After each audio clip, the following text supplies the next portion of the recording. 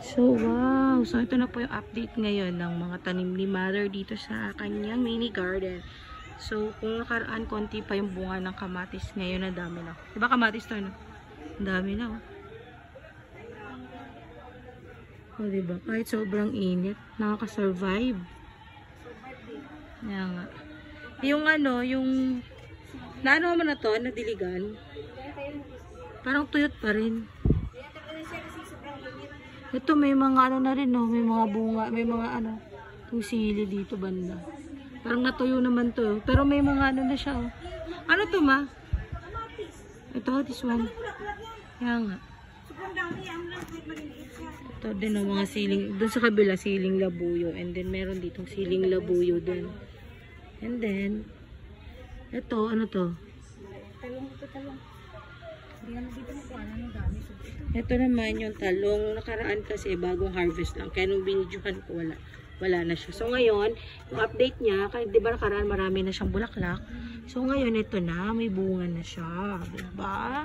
Kahit sobrang init dito, nakaka-survive ang mga tanim ni Mudra dito sa kanyang mini garden.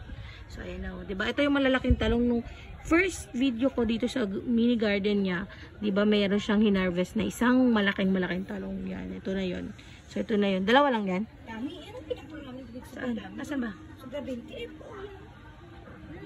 Ito, maliliit pa. Sobra 20. So ayan.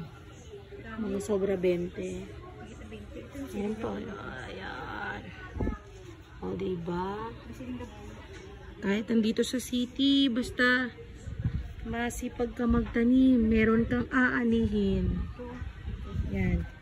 So, ito yung aming another, ano, ito puno ng siling labuyo. Doon kasi medyo tuyo kasi tutukan talaga ng init doon ng araw. So, dito kasi natatakpan ng sasakyan. So, mas maganda yung ano nito, yung dahon niya. So, yan, tumutubo na rin. Yung kamatis, wala na. Nag-harvest ako last time ng kamatis eh. So, check natin yung kamatis. Ganyan. Kalamansi. Ay, kamatis, sorry. Kalamansi pala. So, ito kalamansi. So, wala pa siyang bagong tubo ngayon kasi na nakaraan. Hindi ko na na-video. Nag-harvest ako ng kalamansi at ginamit ko siya. O, diba?